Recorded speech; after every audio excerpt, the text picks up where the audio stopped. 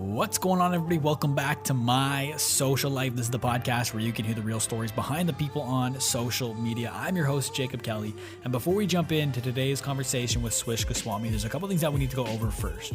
Number one, if you enjoyed today's podcast, please consider leaving a rating and a review. The more positive ratings and reviews we get, the more it helps new people find the show and really helps to grow the community that we're developing here. And if you're one of those people that have recently found the podcast, welcome. I'm very excited to have you here. Make sure you subscribe and stay tuned for future episodes. And to everybody listening, make sure you screenshot this, post it to your Instagram story, tag at the Jacob Kelly and at GoSwish, and I will feature you on the account and send you a message as well. Now, without further ado, let's get to my conversation with Swish Goswami.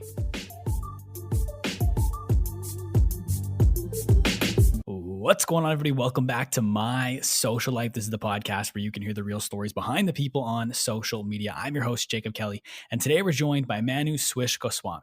And Swish is an entrepreneur and venture capitalist. He's a founder of the social media analytics platform Trufan. He's an investor into FaZe Clan. He was once named Canada's top 20 under 20, as well as Young Entrepreneur of the Year by Startup Canada. He's a LinkedIn influencer with over 77,000 followers. Oh, and by the way, he's only 22 years old. Swish, welcome to the podcast. Thank you so much. Appreciate it, Jacob. My pleasure. So I want to go all the way back to start this off. So you grew up in Calgary, if I'm not mistaken, right? I grew up in Singapore until I was 9 years old, and then moved to Calgary for the years that I could actually remember. Fair enough. As like what were you like growing up? Like, were you entrepreneurial growing up, or like what kind of kid were you? It's a great question. I think I was definitely curious. I was curious in the sense that I was trying a lot of different things out. I remember vividly that from like 7 years old all the way to like 12, I was dancing quite a bit. So I used to do like Bollywood dance. I used to dance at my school talent show. I remember dancing in grade 4 to Smooth Criminal by Michael Jackson. I also debated. So I debated at a fairly high level in high school. I joined Team Canada. I debated at 2 world competitions. I played basketball, I played volleyball, I played um, cricket with my brother. And then, like definitely, there was an aspect of my life that was a bit entrepreneurial. When I was 13, I built a hovercraft with my dad and sold it to one of my classmates for $200. When I was 16, I joined a program called Junior Achievement, where I built a custom lapel pins company. We won Southwest Alberta's Company of the Year. We were nominated for Canada's Company of the Year. So there were like traces where I was definitely entrepreneurial, but I kid you not, when I was a kid, I literally did not know that you could be an entrepreneur. Like I didn't think it was a viable career path at all. Interesting. Because I was going to ask, because I have written down here that at one point when you were a kid, your older brother talked to your parents and told them not to pressure you into doing anything like law or Yep.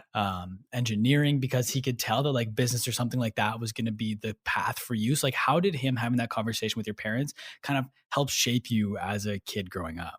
It was incredible. I think my brother is really the reason why I'm here, along with my mom. My brother was the person that really got my parents to think of me as more of a creative than someone that will just follow a traditional path in life, i.e., get a job, have a safe and secure job, get married at 28, have kids, and then retire. They knew that my path wasn't something that was going to be that traditional. It was going to be different. I was going to find success in an unconventional way, and they were totally fine with that. My brother was also the reason why I even dropped out of school. Like when I went into university, I was actually considering law. I came into it with the wrong intentions, though. The reason I was considering law is because I saw that you could make a lot of money as a lawyer. My brother right now is a lawyer, and I can kid you not, like had I become a lawyer, I would have been the worst lawyer in the world because 80% of law is just reading. It isn't actually becoming like a trial lawyer only and going to court and debating. So I'm happy that he was the reason why I dropped out, and he was the one who like really gave me the confidence to pursue entrepreneurship. There's a few things that I kind of want to unpack there from the first couple questions there, but the first one being when you say you made a hovercraft when you were 13, like what do you mean by like what does that look like? Yeah, so there was a really cool toy at the time called a Kelly, and I loved helicopters. Remote controlled rechargeable helicopters were my thing. I think I had like 5 or 6 of them, and it was super fun because like my dad, he's an engineer by trade. So I think he wanted to teach me a bit about engineering and building things from scratch. And so together, whenever he came back, probably like twice a week, we'd sit down at home and work on this. So we took the Havakeli, we took off its styrofoam base, we kept the rotor and the motor, and we built a new styrofoam base. So it became like a rechargeable and remote controlled hovercraft that used the same remote as the helicopter did. I remember distinctly, like the final part of like the hovercraft was getting an HMB plastic bag and wrapping it around the hovercraft because we had already tested how high off the ground it could go, but we wanted to make sure that nobody could see any of the inner workings of the hovercraft. So we put this HMB plastic bag around to like the final touch, and it was just super cool to be able to work on that. But honestly, like my dad came in trying to teach me a lot about engineering, but I really fell in love with the marketing side, designing the product, and then actually like selling it to my classmates felt pretty good when I was like 13 years old, made $200, and then could go and buy the Nintendo DS. Yeah, no, for Yeah. sure. And then, and the other thing that I want to talk about was debate. So you mentioned that you were on Team Canada, and I also know you were ranked as the second best debater in the Americas. So when did you start doing debate? I think it was grade 7, if I'm not mistaken. Yeah, grade 7, I started debating. When I got into debating, my brother was a world champion. So when I was in grade 7, my brother was in grade 12. He had just won the world debating competition in Qatar. He also was on Team Canada. But yeah, my brother was like really the reason why I even got into debate. Like we both would just have the worst arguments when we were growing up. We love each other, but like I think we have like this innate talent of like breaking people's arguments down into, all right, here's what I agree with and here's what I don't agree with. And we're really good at articulating ourselves. So I got into it and yeah, in grade 10, joined Team Canada. My brother was my coach actually, which was pretty cool. And I went to Thailand. We came fourth. We lost to South Africa that year. And then when I was in grade 12, I attended Worlds again. And sadly, I lost to my home country, Singapore, in Singapore in the grand final, which was pretty rough. Oh man. It's like what are some lessons then that you learned through your 5 years of doing debate at a high level that stick with you today and that are beneficial in a business aspect? So I think that like the two things right off the bat that very much come out to me is every single issue in the world needs to be viewed through a two-sided lens, i.e., not every issue is black and white. There's multiple viewpoints on any given issue, and debate was great because I'd sometimes debate on topics, and I would be debating on the side that I didn't agree with. So I had to actually empathize with the other side of a topic and learn more about it. And that was a great way to build empathy for people that believe in that viewpoint. I think the second big thing was confidence is key for anything. Like when I got into debate, I was a bit scared because I do actually have a lisp. So I had a really hard time saying my R's and S's properly. And I remember one time I was in grade 8, I was debating, and a judge was like, "Hey, Swish, you're an amazing debater. I can't wait until you get your retainer out." And I'm just like, dude, I don't have a retainer. So like there was moments where I was like, hey, is this actually for me? Like, can I actually do this at a high level? But if anything, like me debating in the grand final against Singapore does prove that it doesn't really matter how you say something. I think what matters more is what you say. And I really tried to place an emphasis on that. Wow. And then so like just people just hearing that off the bat that you were in Singapore competing in debate, like that sounds like a pretty accomplished high school career, but that's only really the tip of the iceberg for you because you started a nonprofit when you were in high school called Canada Thinks. What was the genesis of starting that? Yeah, so I hated TED Talks growing up, which was ironic because then later in life I gave three. But but at the same time, it was just yeah, I hated TED Talks. I didn't like the fact that it wasn't interactive. Like audience members would go there, you'd see the speaker who's hailed to you as this god figure, and there was no real interaction between the speaker and the audience member at the end of the day. So I wanted to create a more interactive conference. At the same time, I also looked around and I saw a lot of youth-run startups weren't very well funded. So I wanted to be able to solve both those issues by creating an interactive conference and then taking all the proceeds from these events and putting it into a youth fund. So we started that. We created the first ever national youth fund. We funded about 76 startups in total. And by the way, the money that we put into these companies wasn't too much. It ranged from like $500 to $5,000. But it did make a big impact for startups that were just trying to get off the ground and needed some money to keep moving. Mhm, no, absolutely. And then it was through that the Canada Thinks and then the fund that you were ultimately named one of the top 20 or 20, correct? Like that's where the Yep. connection point is? Yeah, exactly. That and debate, I think both of those combined um, helped a lot with my advocacy efforts. I was also part of Alberta's Minister of Education Youth Advisory Council. So those kind of three things I think were the reason why I won top 20. Okay, and it's like, how did you find out about the award? Like, did they just Yeah. contact you, or what It's a happened great there? question. Yes, I actually my debate partner in grade 11 won it the year before. So he won it the year before. He's 1 year older than me, and he won it for like an insane reason. Though he had basically found another cure to cancer. So he used gold nanoparticles and shot them at cancer cells, and he won the Sanofi BioGenius Challenge. He like got early acceptance to Wharton University to do like a dual degree in business and life sciences. So he's a genius. But he was the one that kind of recommended me in my grade 12 year. And then there were, I think, two or three interviews, and then they gave me the call and said, "Hey, you're one of the top 20 under 20 in Canada." Like again, it didn't really get into my head a lot. I think it was just great because had I not won that, I probably wouldn't have met Aanikh, who's my current co-founder. But it was amazing to meet him at the award ceremony there. And then other than like those interviews before you get accepted and going to the award ceremony, is there any other like media or anything you have to do as a part of winning that award? Yeah, it's a great question. I think, definitely at the event, there was some press outlets that were there and we chatted with a few. But I think it was awesome from a branding perspective, like being able to say that you're qualified enough to, have your impact be seen and be recognized is great. So when I was speaking, and I was especially in my first and second year of school, because of the fact that I wasn't really debating in university, I started speaking in schools. And it was awesome to be able to be a top 20 under 20 and come to school where kids just feel unmotivated. They don't feel like they can achieve anything. And to like really just share my life story to be like, this is how I did things. I grinded my ass off. I have a lisp. I spoke. I didn't care how it sounded. Boom. Mhm. And then was the Young Entrepreneur of the Year award, was that similar? Was that the same reason as to why you went top 20 or 20, or was that true fan related? That was not even true fan related. So I won Startup Canada's Young Entrepreneur of the Year in 2016, and that was for a media agency that I started in my first year of university called Rafiki Media. And we worked with some high profile clients to basically help them with anything from influencer discovery all the way to managing paid media. And we did that for about 2 years. It did pretty well. We worked with some big clients, but at the same time, like that experience was great because it was kind of like my first foray into marketing. And so Rafiki Media, did you do that while you were at school? Yeah, while I was at school, and then my co-founder for that is a guy named Darsh. He was at the University of Lethbridge, so I didn't even live in the same city as him, but we somehow made it work. Okay. And then how was your time like as a student then? Like while you were still in school, did you enjoy it at all? Or did you kind of view it like in a Gary Vee sense, like that was kind of like a vacation before life really got going?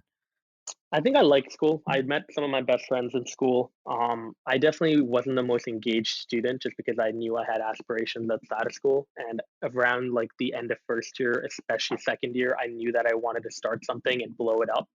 Um, so yeah, like I wasn't the most engaged student, but I definitely enjoyed school. And for any kid out there that doesn't know what they want to do, I would recommend school, especially if you can afford it. I'd go because it's a great place to just meet other people who are trying to figure a life out as well.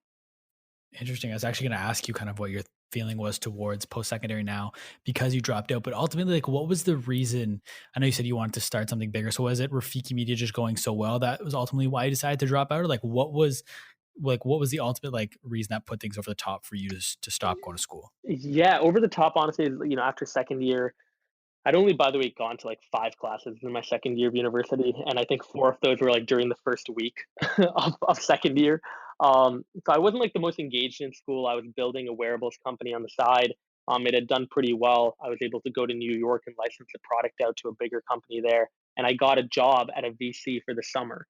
So I was working under a guy named Trevor Booker who played for the Brooklyn Nets. He started this new VC. I totally expected to come back to Toronto and continue my education, but I became roommates with a guy named Elliot who started this big Instagram account at Dunk at DUNK on Instagram.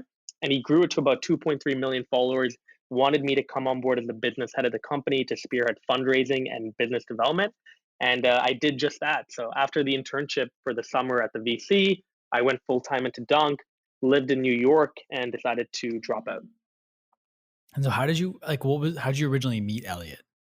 Yeah, I met Elliot for the first time in my summer of my first year. So after my first year was done, I was able to go to DC. I took a political internship. I then went and was able to go to the United Nations Youth Assembly. So I was first a delegate there, and then I was a speaker.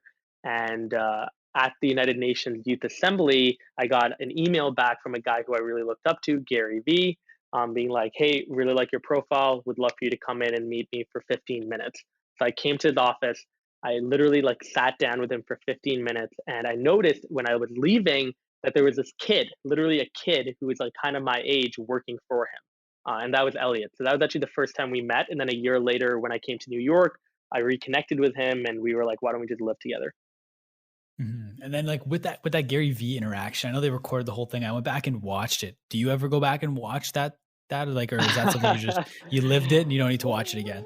Honestly, I was gonna meet him again a week ago, but then kind of everyone's schedule got kind of messed up. But I was gonna watch it again before that, but I kid you not, I haven't watched it in 3 years.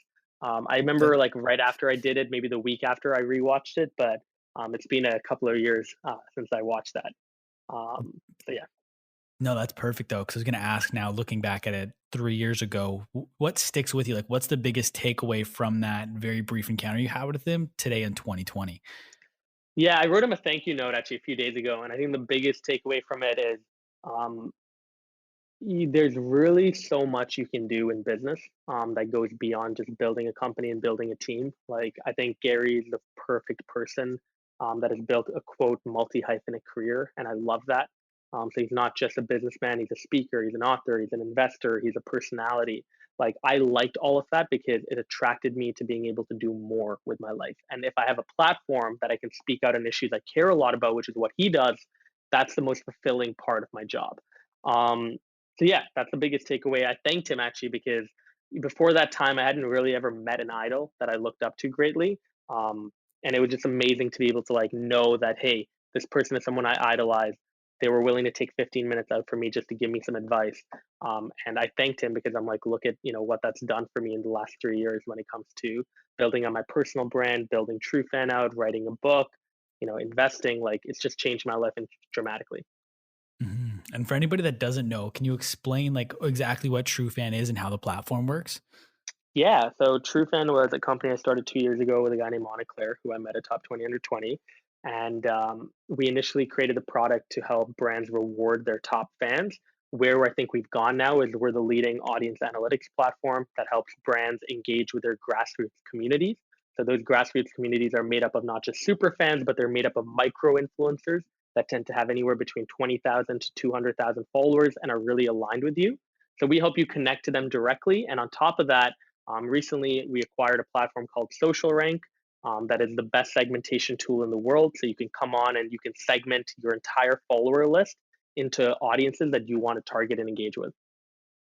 Okay. And then so the original, like the genesis of TrueFan, the original idea came from when you were still at Dunk, right? Like that's kind of when you Yeah, started to have this idea. yeah. One of our friends at Dunk is a guy named Mark Zablo, who's actually a current advisor in TrueFan. At the time, he was looking for a tool that Chris Paul could use to find his most engaged fans in Houston, because Chris was going to get moved from the LA Clippers to the Houston Rockets. So I didn't have the tool at the time, but I thought the idea was intriguing. Gave it some more thought and thought, hey, why not? Why don't I just build it? Why don't I build this tool? It seems like a great idea of rewarding your fans, having loyalty go both ways. So that's what we did. I'm curious. So like a lot of people I feel like have ideas. They're not necessarily for like TrueFan, but just in general, a lot of people have ideas for what they think could be the next big company, but then they Yeah. don't actually act on it. So how do you constantly get these great ideas and then put them into motion? Yeah, I mean, look, I even to date have like a note full of just business ideas that I think are cool. I think A was learning focus. So in my first year building TrueFan out, I was doing way too much. In my second year, and I think especially now, I've learned the importance of really concentrating on like one or two things.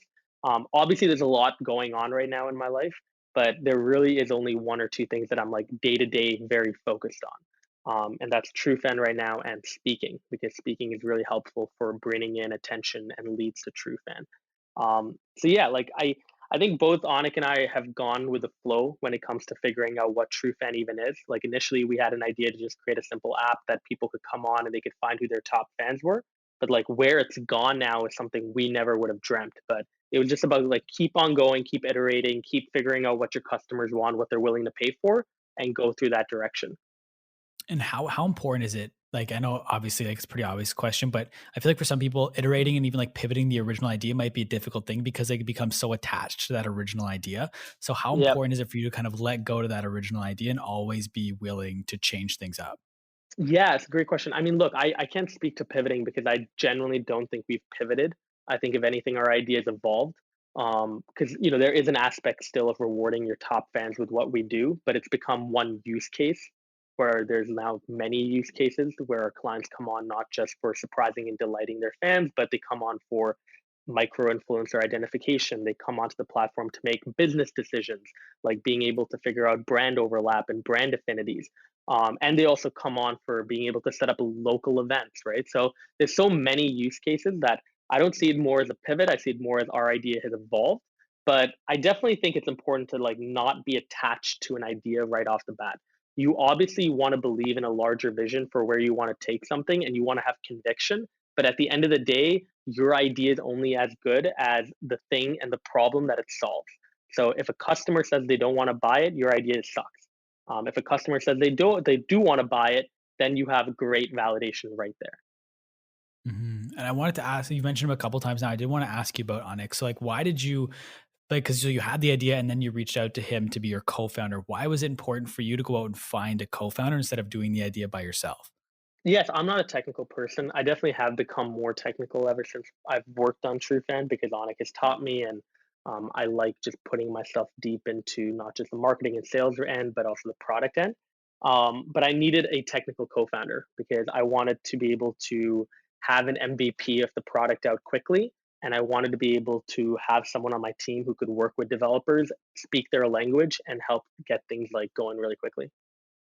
That's fair. And you guys, so he's not only your co-founder, but he's also your roommate, correct? Yeah, he's my roommate, he's my best friend, and yeah, he's my co-founder, so it's pretty crazy. Yeah. So how do you guys go about maintaining your like your relationship? Because you guys see each other pretty much like all day, every day. Like, how do you guys not Yeah. get tired of each other? I mean, A, it's like we have such great common interests. Like we both love basketball, we both love playing Call of Duty, we love playing football. Um, we both are very ambitious. We love, talking about life and relationships and kind of growing up together is great. So that's amazing because we do have those similarities and we can always turn to them even if there's an issue. Like even if we have an argument, I know that Anik and I will go home and we'll probably play COD together and that'll just make things way better. Um, but I think B, it's also just, we've learned very quickly about when to give each other space. And we're very cognizant of like, all right, if someone's having a bad day, let them go, check in, but you don't have to like push your way through to get their attention.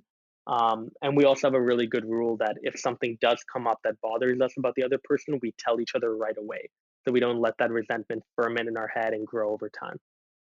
That's fair. And then, so once you guys kind of established that you were going to co-found this company together, how did you go about building out the rest of your team? It was super organic. Obviously the best hire, and I tell everyone this, the best hire we ever made was getting a guy named Scott Birdie to come on. And Scott's from Ottawa, and he reached out to me on LinkedIn.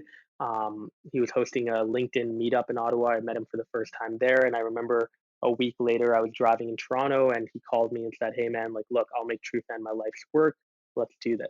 And I was like, "All right, let's do it." Like those were the magic words. I loved how loyal he's been ever since then, and he's one of the most hardworking people I know. So I think it was very organic. Like we looked for people genuinely early on that we could mesh with well. So sometimes we actually did hire our friends. But right now is a really exciting time because starting in March we're going to be hiring people that we've never met before. Two people are starting. One of them is from India. The other one has been working, I think, in 8 or 9 years in customer success. So it'll be super cool to see our culture go beyond just a group of friends to like a real company.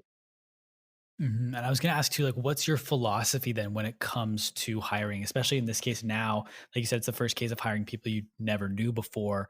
What's your philosophy? Like, how do you approach hiring somebody? Great question. I mean, look, A is you want to be very clear about what you're hiring for. Too many people early on, they have like 6 or 7 descriptions for what the job is, or they have like way too much packed into one job. So the more specific you are about what type of role you're looking for, the easier it'll likely be to find someone for it. And for people who are interested to even understand what the hell they're going to be doing when they join the company. Um, B, I think it's having a great network around you. So like, for some of the other hires we made, like our business development manager, Cameron, like he was someone who came through Scott because Scott met him for coffee in Vancouver. Jay is someone who is our customer success manager. He graduated from King's College London. He was Onyx's childhood best friend. So like you went through channels, whether it was your team, your personal network, your advisor, your investors network, to hire people through that. And then finally, I mean, for the new hires, like we basically blasted that notice everywhere. We put it on our Instagram, we put it out on LinkedIn, we put it on the Mars career board, the Ryerson DMZ career board, we put it onto our website. We basically went through every channel possible to like get as many applications in and then assess who is the most qualified for the role and interview them. That's fair. And you mentioned too how with these new people coming, you're excited to see how it kind of affects the company culture. So how do you go about establishing a company culture? Like as someone that's never done that before, I'm just curious as to how you've gone about doing that with Trufan. Yeah, I think A is you don't force it. A lot of times people force company culture. I think company culture is something that's very organic. Think about it. It's like when you come into a group of best friends, you don't just randomly start telling them to do things. You go with the flow, and your group basically develops an identity over time naturally. So that's what we've done at TreeFan as well. Like there are some sessions that we like to do. Like we like talking a lot to each other. We have, two team calls every single week. We have something called a paranoia session every 2 weeks where the entire team will come together and they'll share vulnerabilities that they have and fears that they have about where the company is going or what their role might be. And that's great in order to be able to build connection between your employees by just being vulnerable and sharing things like that. Okay, that's fair. And then it's like you mentioned too, with these new people coming on, you're excited to see how the culture kind of shapes and grows, which I think is interesting because whenever I hear people talk about culture in terms of scaling, they always talk about how they're going to maintain the same culture. But are you approaching it with that as you scale, the culture obviously won't remain the exact same and you're kind of anticipating it just to change as you scale? I think so, yeah, and I'm totally happy with that. I think whatever culture allows our employees to be the most productive, the most happy, and to make them feel comfortable, the better. Obviously, like you know, beforehand when we started in Vancouver and when we were like 3 or 4 people, our culture was very like, we loved playing basketball. We were all really into gaming. But maybe in a couple of months, as we hire more people, maybe like, hey, all of that like sports centric culture is going to fade away, and I'm totally fine with that. That's interesting. Kind of changing gears here. I want to talk about raising funds because I believe the number that I saw most recently was you guys have raised $1.8 million. So how do you go about doing that? Like as some like for other people listening that are starting or wanting to start their own company, but they're not sure how to go about raising funds. Like what's your approach? How do you do that? Yeah, I think the first round is always the hardest. I think after you raise your first round and after you build traction, so i.e., you're generating revenue or you built out a killer product, like money will attract you. Like after we announced our acquisition of Social Rank or after we announced our fundraising round, we had a bunch of people hit us up being like, all right, cool, we'd love to chat. We're this VC in Boston, we're this VC in New York. Like there are a lot of firms, there are a lot of individuals that are looking to invest. So the better chance of getting their money comes from literally just building a good company. But that being said, the first round is the hardest. I basically spent my first and second year of university networking quite a bit. So I used to write articles on LinkedIn called Unconventional, where I interviewed a lot of high net worth people and I asked them about their story. I also did a podcast for Rafiki Media called the Ask Rafiki Show, and I interviewed a bunch of people for that as well.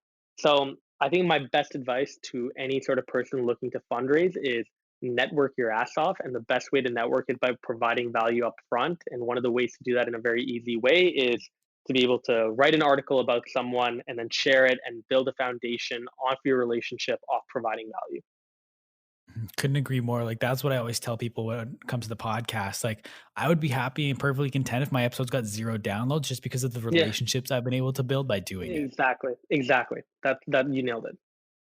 And you mentioned the acquisition of Social Rank there. So, like, how did that opportunity present itself? And like, you're still in an early stage of your own company. So, why was the acquisition of another company the right move for you at that time? Yeah, so we knew of Social Rank when we started TrueFan. I had heard about them. They were kind of the gold standard of audience analytics. Um, I spoke to Social Rank's founder, Alex, in November of 2018. He was super nice. He gave us some great advice for TrueFan. And then a couple of months ago, he told us that he was actually looking to sell the company and he wanted to move on to another idea that him and his co-founder had been working covertly for the last 2 years. So we thought it'd be amazing to buy them because we had done a lot of work in fan engagement. We had done a lot of work in being able to show an individual's sentiment over time, whether it was positive, negative, or neutral, being able to tell their engagement patterns over time. But we didn't do a very good job in terms of helping our customers find audiences in the very first place. So it was something that was already on our product roadmap. And we thought that by buying Social Rank, which is, in my opinion, the most robust audience analytics platform in the world, like it literally has over a billion profiles on Instagram and a billion profiles on Twitter for you to search through, we would have an incredibly competitive advantage. Wow, yeah, no, 100%. So how, I mean, I'm probably pretty obvious, but how has it changed your company since the acquisition a few months ago? Yeah, I mean, look, revenue's obviously gone up tremendously. We brought in a lot of customers that were from Social Rank. We've become a company that is super proud about doing over 100,000 monthly recurring revenue.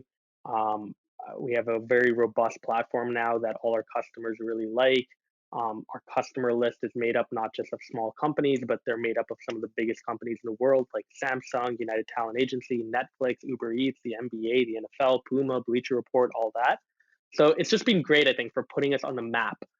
And it's really been great for attracting new customers, attracting talent, attracting investors. That move, I think, was great for us. Mhm. And one thing that you mentioned that these companies will leverage your platforms for is kind of identifying people within their community or identifying influencers. And I believe it was on Buster's podcast, the Buster Show, where it was you and Aanikh talking about how you think that like Facebook ads and it will be declining in the future and influencer marketing will grow. Is that correct? Yeah, so that's our thesis that we think paid advertising is highly inefficient because of ad fraud, because of ad blockers being at an all-time high, because brands don't have control where their ads are posted, and it can be literally posted on top of racist YouTube content, like it happened for JP Morgan and Verizon last year, and because marketers can definitively tell you whether their ads even worked or not. Because a lot of times ads are being given to people that already had buying intent, so you can't really tell me if your ad was the reason why someone bought something. Mhm. Okay. And so how does influencer marketing provide a provide a superior alternative to paid media? I don't know if it's superior. I definitely think both of them can exist together. I just think where the world is going is authenticity is becoming a big thing. So influencer marketing currently is being done, in my opinion, in a very poor way across the board. Like paying people with millions of followers, who, by the way, might have fake followers and fake engagement, is terrible. But on top of that, like a lot of influencers are sharing content off products they never use and have no alignment with whatsoever. So our model is a more authentic relationship that you can build with your customer base by going through your customers, by literally going through people that buy from you, they advocate for you. They might not have the biggest following, but when they do share content about your brand, you bet they're going to be super passionate because they use your brand on a regular basis. Mhm. So you're think like so from everything you've seen, micro influencers, you think is a more effective route than using bigger scale influencers, like you mentioned with millions of followers? I personally think so. I think they're cheaper to work with. Tend to have higher engagement rates, and I do really believe that micro influencers, 30 of them are way better than having one big time influencer. So yeah, 100%. I completely agree. I'm on the same page. I did a YouTube video probably about a month ago now with some of my predictions or trends for influencer marketing in 2020, and micro influencers was one of the ones I talked about. I also mentioned in that video that I think that we're going to start to see, just kind of to your point, to more authentic interactions. Is we're going to see longer term partnerships instead of these one off collaborations where a brand will throw money at a bunch of influencers to post one time. We'll see brands pick a select few number of influencers and do long term partnerships with them. So whether it be 6 months, a year, where they're constantly working with his brand to promote the product and not just doing it for a one-off individual post. I like that. I like that model a lot more. I hope that's the way people, go about doing it. But again, like I don't think you need to go through people with millions of followers. Like I genuinely think creating like a campus ambassador program, which is what a lot of university clubs tend to do, is a great idea. Find people that might not have the biggest following, but when they talk, their friends will listen. They have great local influence, and you can work with them. Mhm. And speaking of influence, I wanted to talk about your LinkedIn account. When Because you have 70, I believe over 77,000 followers now, if I'm not mistaken. Yeah. When did like that whole journey of creating content for LinkedIn start for you personally? Yeah, so it started in first year. I interviewed a bunch of people, like I said, and I wrote this article series called Unconventional. I became a LinkedIn campus editor, which really helped because LinkedIn really spread my post for me as well. And I really started paying attention to the white spaces on LinkedIn, which was having students that were posting content on a regular basis and talking about issues that all students can understand, whether it's procrastination, not knowing where you want to go in life, finding your passion, eating ramen all day, feeling really stressed out, like not getting a job, getting rejected, going through interviews. Like I started talking about pretty much anything that students can empathize with and started building up a following there. But then I also started sharing a lot about my journey as an entrepreneur when I built Trufan and giving people pretty much like a very raw and authentic view into, all right, here's what being a startup CEO looks like. So when you started creating content on the platform, because now everyone's talking about LinkedIn as a platform to be. So is that something you identified back in your first year that this was going to be a platform that has potential in the future? Or was it just something you happened to get not necessarily lucky with, but everything just kind of aligned for you perfectly? No, I think I knew that LinkedIn was going to be really big. Like 3 years ago, there was a lot of people that were posting, but they were just posting weird spam stuff like, here, buy my product, or like, here, I'm looking for a job. There wasn't really like credible content creators that were sharing quality content on a regular basis. So I knew that if I did that, it would really help because LinkedIn would only get more and more popular. They would only have more and more users on it, and everyone has a LinkedIn account, really. Like when you're looking for a job, you get a LinkedIn account. That's what you do. It's kind of become a substitute for a resume. So I think it was also like good because in my first month of posting content, I did have a post go viral, and I think it hit like 750,000 views or something. And I'm just like, whoa, this is crazy. How the hell did that happen? So it was super cool to see the potential of like, all right, cool. If I put out credible quality content, here's the potential reach that I can get. And like I've had posts recently that have hit like 4 million, 6 million views. And it's just crazy to see the engagement on it.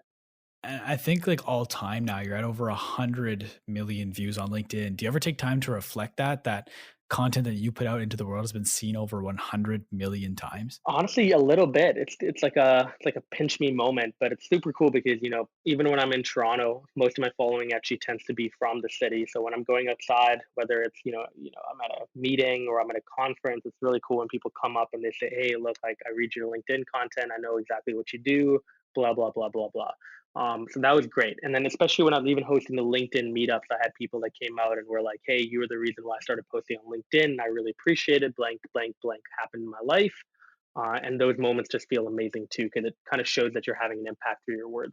And has Justin Trudeau accepted your request yet? Not yet, no. He has still not accepted my request. But it was funny, as I was mentioning, I think a year and a half ago, I had more profile views than him at one point, which is kind of crazy. To think that I had more people going onto my profile and being like, "Who is this kid?" than going onto like the prime minister's page. That's hilarious. That's awesome though. Yeah. But is it too late to start creating content on LinkedIn today? No, not at all. Like even, the last week I think I had a post go super viral, and I think it's definitely harder to go viral, but at the same time, like if you post quality content, if you care about your community, you try to respond to each person, you get on 5-minute calls with your community, you make sure they know you more intimately than ever before. I think there's a white space still for that type of authenticity on LinkedIn. When you say quality content, you're not talking about like making a 4K video. Can you kind of elaborate what you mean when you say quality? Yeah, I mean, it just needs to be relatable. Like, quality content means something that a professional can read and they can empathize with. That's what I'm looking for at the end of the day. Whenever I put something out, whether it's a video or text, I always think, all right, what is the reaction that I want to provoke from my end reader? And then I try to tailor the language, I try to tailor the story, I try to tailor the takeaways that I took away from it to be able to match that response. And then so when you create the content, is there a certain time of day? This is a question I used to ask like when I first started my podcast. Is there a schedule that you try to stick to when it comes to posting content on Not LinkedIn? really. If you look at me, like I'll post at midnight, I'll post at 4 a.m. If I get up by accident, I'll post at 6 p.m. But I think for me, it's also different because, yes, a majority of my audience, I believe, is in Canada and mainly in Toronto. But I do have people that are viewing my posts from Mumbai. I have people that are viewing my posts from Shanghai. I have people that are viewing my posts in America and in Europe. So there's no real time, I think, to post. That's fair. And I wanted to ask you about your other social medias as well. I think your next biggest after LinkedIn is Instagram. Yep. Do you have a strategy when it comes to that platform, or are you kind of just posting photos as you get them? I just post photos when I get them, honestly. Like, I have no strategy on Instagram, on Snapchat, on Twitter, on Facebook. Like, my Facebook and Instagram, weirdly enough, is actually more personal for me than ever. On Instagram, I like to post, photos that make me feel happy, photos of me doing things, whether it's speaking or working, and things related to basketball, because I'm a big basketball fan. And then my stories also, like, either it's me documenting my day at Trufan, or it's just posting like memes and funny videos and things that just make me laugh and smile. Is Does being verified help you in any sense in the real world, or is that just something cool to have for Instagram? I think it does. I mean, like, I've DM'd some people that I don't know if they would have seen my message if I wasn't verified. So it can definitely help when it comes to networking. Um, it's obviously a cool thing when you have a brand manager at a company, or if you have a celebrity or an athlete that you're trying to attract into your company. When they look that you're and see you're verified, it adds another level of credibility. So yeah, I think there are benefits. But again, like, I don't want to be famous, like, in the sense of, like, I'd love to one day be able to have a large impact on many people, but I'm not going to be like the next Jake Paul, and I don't care about doing that. Like, I don't want to do that. I'm totally fine staying in my lane and being an entrepreneur and constantly just sharing the reality of entrepreneurship.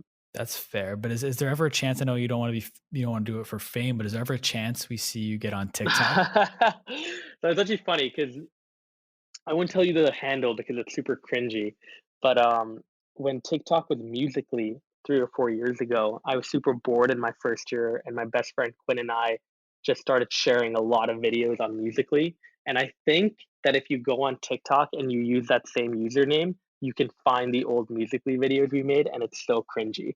But I actually don't mind TikTok. Like, when people make fun of TikTok, I just find it ridiculous because I think TikTok content is for everyone.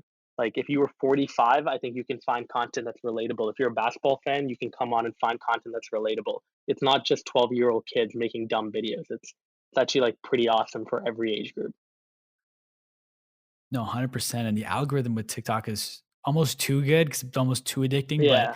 once it learns kind of who you are, like what you like, it's obvious it's going to serve you content that you like. And it's so good that you're just going to be in the content that you enjoy. So definitely agree with you that TikTok is for everybody. But I wanted to ask you why your personal brand is so important. Because I feel Mhm. like a lot of people, when they see you building a business, they see that they think that you should just be focusing on the business, but you also focus, like you said, even on your speaking career as well, a fair amount on your personal brand. Why is that an important component when trying to grow a business at the Yeah, same look, I time? mean, VaynerMedia is kind of the epitome of personal brand. And so the Gary Vaynerchuk obviously has grown an incredible personal brand, but not a lot of people see that, like, a lot of business that comes to VaynerMedia is because of Gary. It's like brands like Chase, brands like Wells Fargo coming to Vayner being like, all right, I've noticed Gary. He has an incredible personal brand. I'd like you to blow me up as well. Um, so it's been great for me, I think, to like hire people. A lot of like great people that we want to hire have come through because they've seen some content that I've shared, or content that Scott shared, or content that Aanikh shared. And then it's also great because through speaking, like I mentioned, when I speak at a marketing event, I'm able to get 20, 25 leads that are going to go right to Scott, and he's able to qualify them from there. So I think building a personal brand is great. Yes, I understand there's an argument that you should just focus on your business, but if it works for you, then it works for you, right? Like, for me, I have a very um, set time to do certain things. It's not like I'm speaking every single week. Actually, this year more than ever, I've decided to take a step back and not speak as often and mainly be in Toronto. But I do think there's a benefit to thinking about when people search you up, what are they going to find? And the better things that you can hopefully help them find, the better it is for you and your company. Mhm. I completely agree with you on that point. And I was going to ask too, when it comes to building your personal brand and your speaking career, as someone who once got to go into Gary's office as a fan, how cool was it for you to speak alongside him at one point at the same event? It was amazing. Haste and Hustle, we spoke together last year, and it was amazing. Like, it was a dream come true. It was funny because I met Gary as a kid, really, and I'm still a kid. I'm still young, but like I met him when I was 18. I didn't know what I wanted to really do in life, I had an idea, but I also just didn't have the conviction or the will or the confidence to really pursue it. To then, like a year after, I met him at a conference he was speaking at. I surprised him in a car. I gave him some updates on what was going on. And then, like a year after that, I was speaking on stage with him.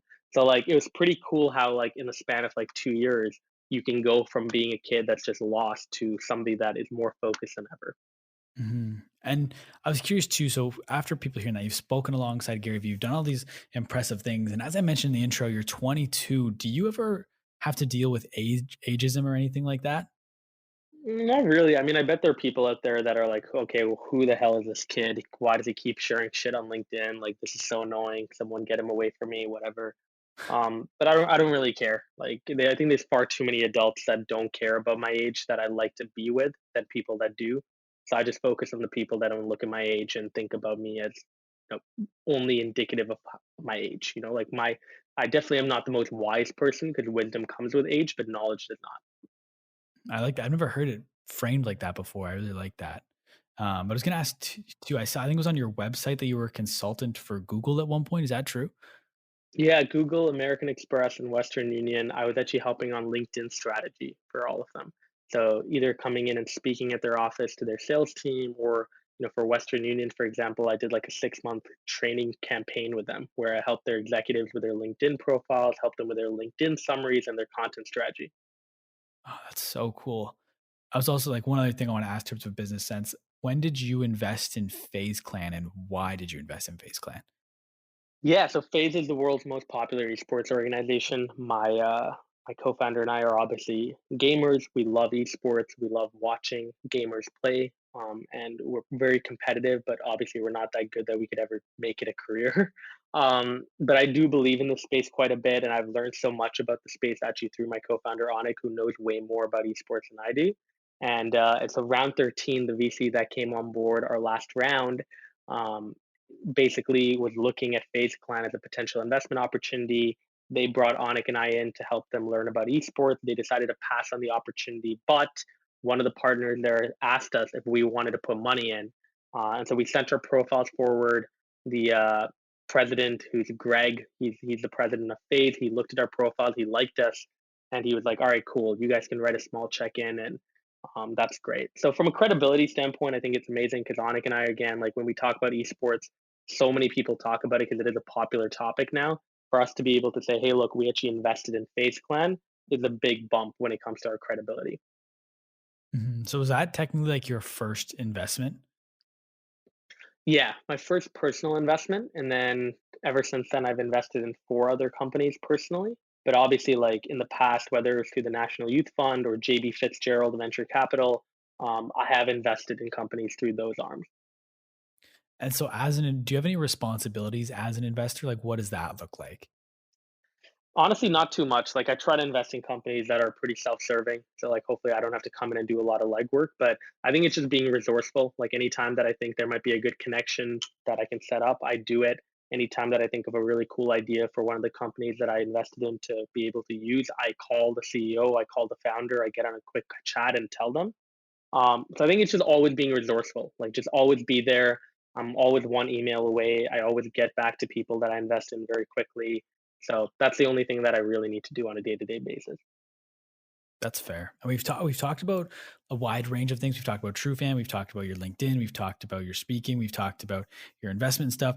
And I know you said you don't mainly focus on Trufan and your speaking career, but like what are your thoughts on work-life balance? What's your approach to handling everything in your life? Yeah, so I mean, look, I take a very Jeff Bezos approach here. Like, I don't believe there is something called work-life balance. I think work makes up 80% of our life every single week. So to say that the two are separate would be ridiculous. I think that it's great, however, to take time off work, and to be able to refocus, whatever way that might be. That doesn't mean you take a vacation every weekend. It means that you take time out to do things that genuinely bring you happiness. So for me, the couple of things that I do, I call my mom every evening. Like right before doing this podcast, I was on a FaceTime with her. I talked to her for like 25, 30 minutes. It always helps me clear my mind and share things that I liked about the day and things that I didn't like about the day and just have a sounding board there. I play basketball every Sunday as part of a league now. We won our league last division, sorry, last season. and we're in another league now. And that's amazing because, again, like I play with my friends, I play with other entrepreneurs, other creatives, and it's amazing to be able to play with them and kind of put our mind and our focus towards something entirely different for 48 minutes. Um, and then finally, I'd say, like, my co-founder is very into nature. So when I was in Vancouver, like, he taught me the value of, hey, going on walks and running and working out and going into the mountains. Like, obviously in Toronto, there's not too much to do in terms of nature in the downtown core, but working out or like being able to go for a walk and clear your mind are all things that I've learned mainly through him. And can you talk to me a little bit more about the relationship with your mom? Yeah, I mean, my mom is an incredible woman. She teaches immigrants and refugees how to speak English when they come to Canada for the first time. Her students are 35, 42, 49. They're much older than me, but they have some incredible backgrounds. They were lawyers, they were doctors in their home countries, and they came here and their credentials just didn't match. So they needed to go through and learn English to be able to upgrade. Um, so it's amazing. Like, I think, she's one of the most giving women in the world. She pretty much raised me and my brother on her own. Um, and like, just having her belief now in me and what I want to do, it was something I had to work for because my mom wasn't too happy when I dropped out. But after she saw that I was independent, after she saw that I was able to really sustain myself, after she saw that I was being responsible, I think she just believes in me now to do the right thing. That's awesome. And I was going to ask, kind of getting into wrapping up right now, what's next for you? What's next for Swish? What do you have coming up? Yeah, I mean, Trufan is going to be the big thing, right? Like, we are trying to like grow 10% every single month.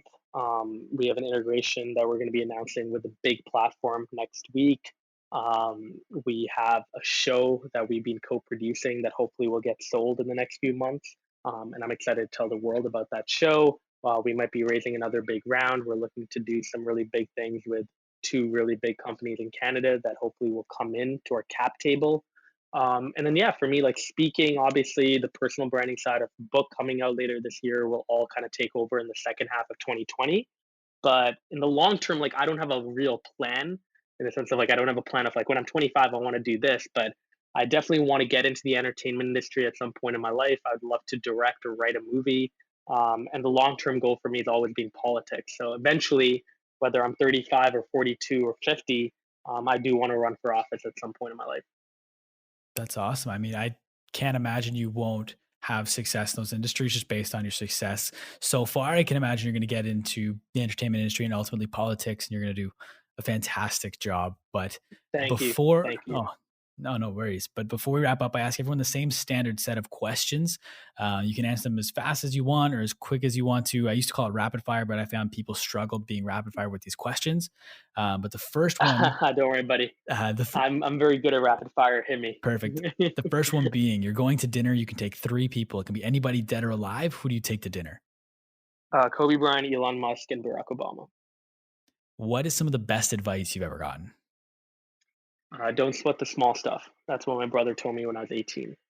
Basically means, anytime you feel like you're in a rut, anytime you feel like you have problems that you're weighing you down, realize that those problems aren't going to be problems in a year and just move on. When you wake up in the morning, what motivates you to get up and out of bed? I'm actually not a morning person, so I literally don't have motivation to get up, but I just jump in the shower, hope the cold water wakes me up, and then go from there. What is one thing about you people wouldn't expect? I'm not a morning person. Like, I think people just think I like get up at like 6 a.m. and I grind, but nah, like my mornings are just so like not glamorous. I just wake up feeling dead, go into the shower, and hopefully that shower wakes me up and then I go to work. That's awesome. What's one thing that's so important everybody needs to know? Mental health. Everyone has it. I think everyone can empathize with it because mental health exists on a spectrum. So there are going to be days where you're on one side of the spectrum. There might be other days where you're on the other. So to think that you don't have mental health is ridiculous. Everyone has it. Everyone should be able to empathize with it. No, that's a very, very important thing to know. No one's ever said that, but I'm glad you did because it's really important. And for the final question, so I kind of like to flip the script a little bit. So instead of me asking the question, it's you asking the question, but it's not to me. So pretend you have this crystal ball and you can ask this crystal ball any question and you'll get the answer. What is one question you want to know the answer to? What is the true meaning of happiness? All right. I like that. And on that note, I want to thank you so much for taking the time to be on My Social Life. Where can the people find you? Plug everything and anything you got right now. Thank you for having me, first of all. And if you are interested in reaching out, you can reach out to me on Instagram or Twitter at GoSwish, GOSWISH. Or if you want to reach out to me on LinkedIn, go for it. It's Swish Goswami. Please reach out, say you heard me on this podcast. And I actually do think I'm quite approachable. So hopefully I'll reply. Awesome. I want to thank you once again for being on the podcast. I want to thank everybody for listening. Whether you've listened the entire way through, you've only listened to bits and pieces. I really appreciate you taking time to check this out. Everyone, do me a favor, go and follow Swish. Go message him on LinkedIn. I'll make sure everything's linked in the show notes down below. If you'd like to follow me, you can find me on Twitter and Instagram at the Jacob Kelly. Feel free to come and say hello. My DMs are always open. And if you'd like to follow the podcast, you can find us on Instagram at My Social Life Podcast or on YouTube by searching up My Social Life. Thank you once again for listening, everybody. We'll talk soon.